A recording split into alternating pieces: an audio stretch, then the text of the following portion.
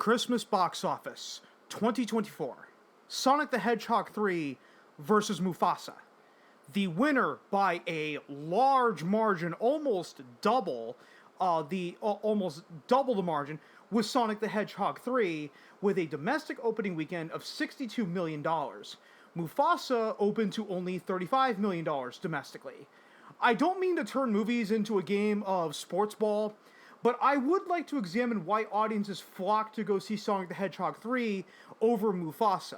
In my opinion, it's very straightforward, the reasoning why Sonic 3 conquered Mufasa. Yes, it is fair to compare both movies because both movies are animated.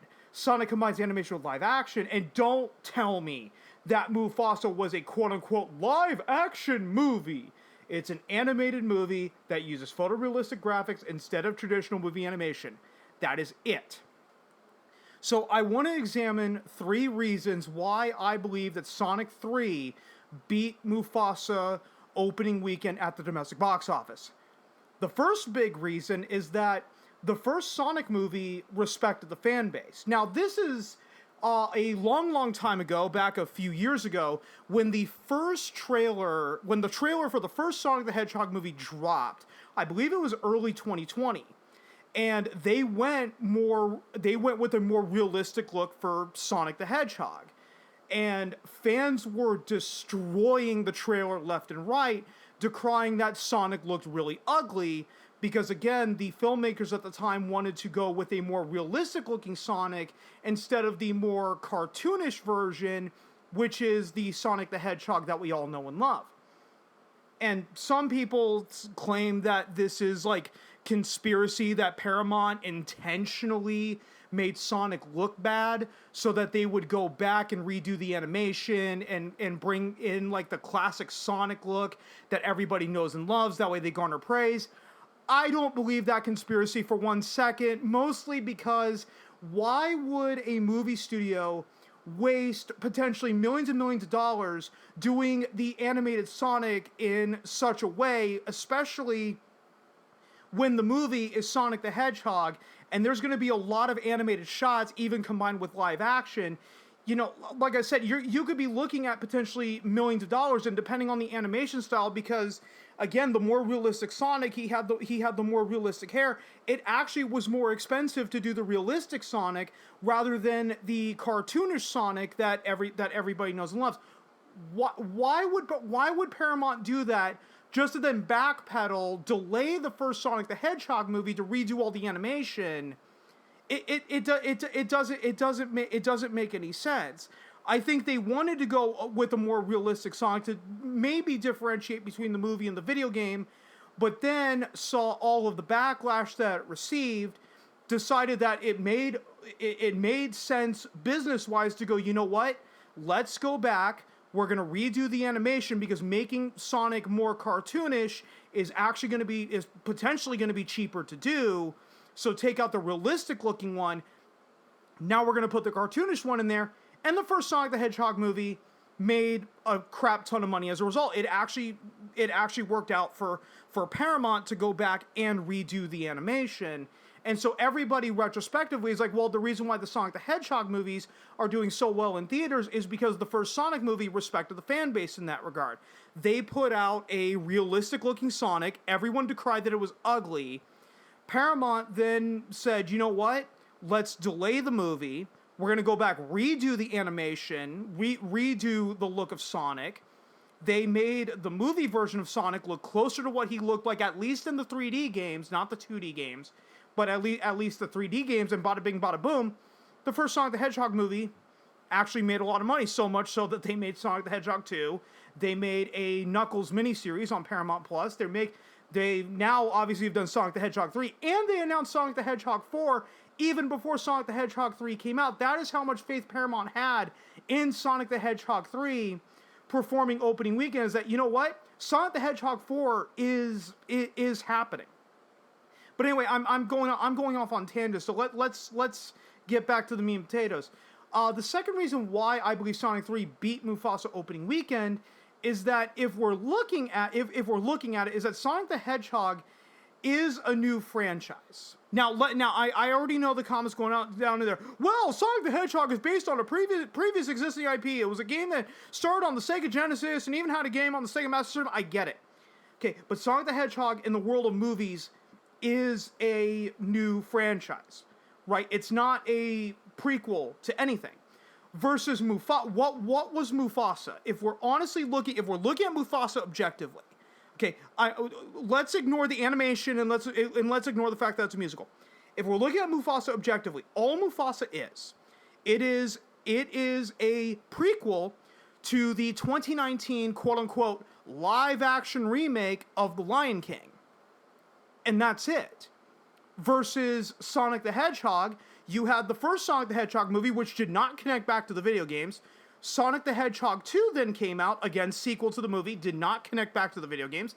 Sonic the Hedgehog 3, again, the movies are the Sonic the Hedgehog movies are separate from the video games. You can watch the Sonic the Hedgehog movies and have never played the games in your life, but you can still go into them and understand the movies because the Sonic the Hedgehog movies are movies first. Versus if you're looking at Mufasa, it's like, it's a prequel all about Mufasa, but it's a prequel to the 2019 quote-unquote live-action Lion King movie.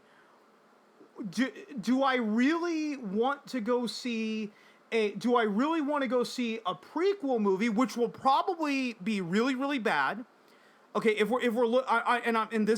not just saying this to just shit all over Disney, but if we look at the history of prequels in movies, most prequel movies tend to be received very, very poorly. Now some prequels have changed perspectives over time. Perfect example of that was the Star Wars prequels. Right. What's funny is that the Star Wars prequels started as everybody loved them. Not everybody loved it. Everybody liked them until the internet told them to hate, until the internet said that they were bad. Then they were bad. But then after Rise of Skywalker came out, all of a sudden people started having a whole new appreciation for Star Wars episodes 1, 2, and 3. But that's very, very, it's very, very rare that a prequel movie is ever actually any good. So if you're going in, I'm gonna just use the everyman example. Okay, you can only go see one movie this weekend. Okay, I'm ignoring AMC A-List and Regal Unlimited because in my opinion, it's not that most people don't know that they don't exist. What it is that most people don't go to the movie theaters often enough to warrant paying a $20 a month subscription for this card to go see like 3 movies a week. They don't want to go see 3 movies a week. Okay, so let's just ignore AMC A-List and Regal Unlimited for a second. You can only pick one movie to go see this weekend, and this is the overwhelming majority of people that go to theaters. By the way, you can go see a prequel movie about Mufasa and how Mufasa pretty much became king of the Serengeti. Okay, you can go watch a prequel about Mufasa and his feud with Scar and how he ascended to king of the Serengeti, or you can go see Sonic the Hedgehog 3. So if you're looking at it, it's like, okay, well, I saw the first 2 Sonic the Hedgehog movies. Maybe I didn't watch the Knuckles series that was on Paramount Plus. Okay, I'm going to ignore the Knuckles miniseries on Paramount Plus. Maybe you didn't see that. But it's like, okay, Sonic the Hedgehog 3. I like the first 2 Sonic the Hedgehog movies. So let's go see Sonic the Hedgehog 3.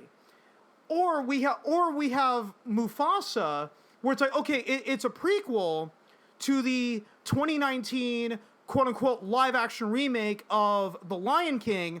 You sit back, you think about it for 30 seconds, and you go, why am I going to go see a prequel to the quote-unquote live-action Lion King remake of 2019? Is the prequel movie actually necessary?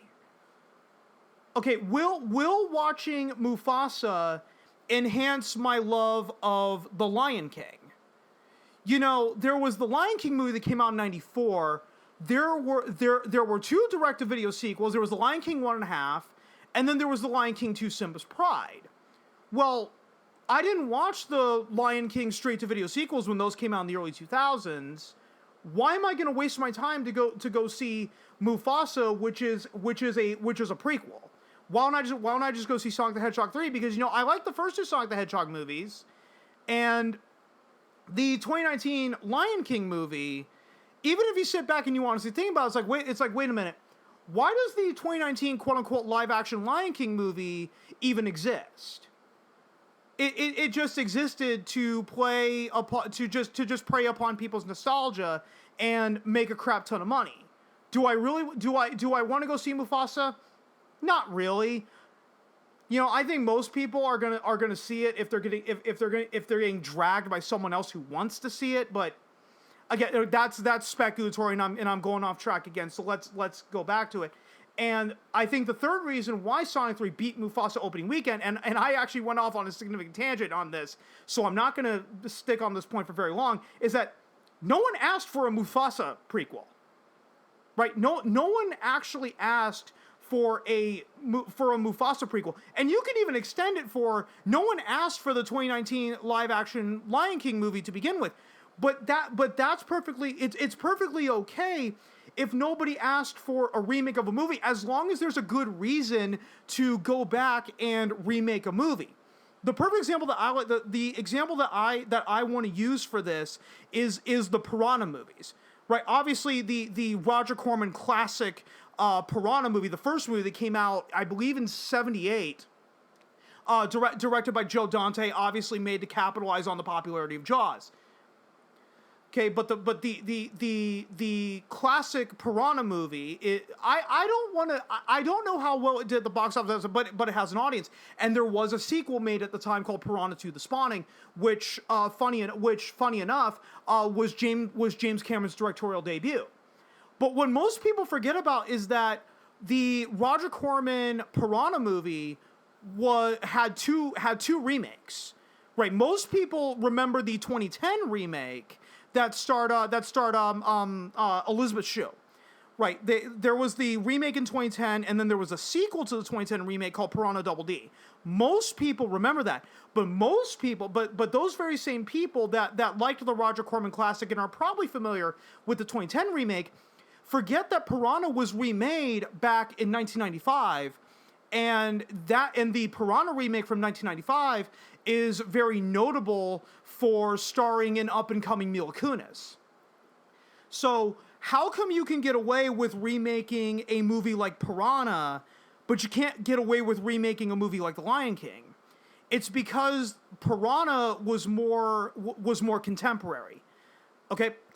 The Roger Corman classic Piranha movie was made for 1978. Okay, you're not getting around. That movie was clearly made for the late 1970s.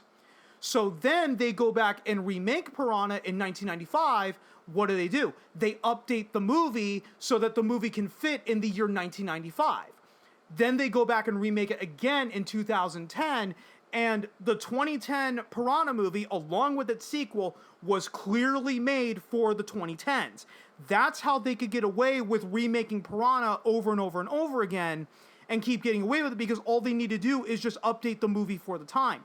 What the fuck are you gonna do with the Lion King? It's set in the fucking Serengeti. It doesn't matter if it takes place in 2019 or the year 500 BCE. That stands for Before Common Era for those that don't know. So why are you even doing a remake of The Lion King, which was a beloved animated movie that came out in 1994? The 1994 animated movie still holds up. Oh, we're going to do it in live action, quote unquote. It's not live action, it's still animation. The only difference is that the animation that was being used for The Lion King was, quote unquote, photorealistic. It's still animation. It's not live action. Okay, you're not doing The Lion King with humans that are dressed in lion makeup like what you would go see on Broadway, the Lion King musical, the Broadway show. Obviously, those are people that are clearly in costume. That wasn't the 2019 quote unquote live action Lion King remake. Okay, and I've dragged this video out longer than it needs to be, so I'm gonna go ahead and I'm gonna end off the video with this. Mufasa was always going to have a tough time finding an audience, no matter what opened against it, because it's a prequel to a quote-unquote live-action remake that, quite frankly, never needed to exist. The quote-unquote live-action Lion King movie from 2019, was always going to make money because of nostalgia. The Mufasa prequel did not have the nostalgia factor going for it. It was just yet another pointless movie. And to be blunt, audiences just aren't that stupid anymore. Look at the Jurassic World movies, for example. The first Jurassic World movie was praised by both audiences and critics, and actually grossed more money at the box office than the original Jurassic Park did, unadjusted for inflation. I want to stress that. Okay, Jurassic World did gross more than the original Jurassic Park from 1993, but that is not taking inflation into account. Jurassic Park made $1.05 billion worldwide back in 1993. And yes, that is billion with a B. And this was at a time when billion-dollar box office grosses were extremely rare.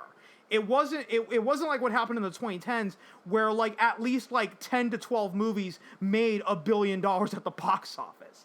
Okay, Jurassic World made $1.6 billion at the box office in 2015. Then we see the release of Jurassic World Fallen Kingdom, and for that movie, critics and audiences were generally split. You either liked Jurassic World Fallen Kingdom, or you hated Jurassic World Fallen Kingdom. There was no one in the middle for that one. But it still made a lot of money. It still made over $1 billion. I believe Jurassic World Fallen Kingdom still made $1.3 billion at the box office back in, I believe, 2018. But it wasn't as beloved as the first Jurassic World movie. Then Jurassic World Dominion released, and that one, critics and audiences absolutely ripped it apart. That was the one thing they agreed on. If Jurassic World got all the praise, Jurassic World Dominion got all of the jeers, all of the people that booed at it. But Jurassic World Dominion still made a little over $1 billion globally in 2021. Yes, a fourth Jurassic World movie is being made because the first three all made over $1 billion at the box office. Okay, very, very important distinction. Box office success is not indicative of quality. But why am I talking about Jurassic World? Because Jurassic World shows how audiences' opinions can shift on a franchise very, very quickly. The first movie was beloved, the second movie was divisive, and the third movie was unilaterally despised. It doesn't matter that the 2019 quote-unquote live-action Lion King made a lot of money. Mufasa shows that over time, audiences wised up to what the 2019 quote-unquote live-action movie was really made for. The 2019 movie wasn't made out of necessity. It was made purely as a cash grab. Disney made a prequel to a cash grab. That is all there is, and that is all Mufasa ever will be.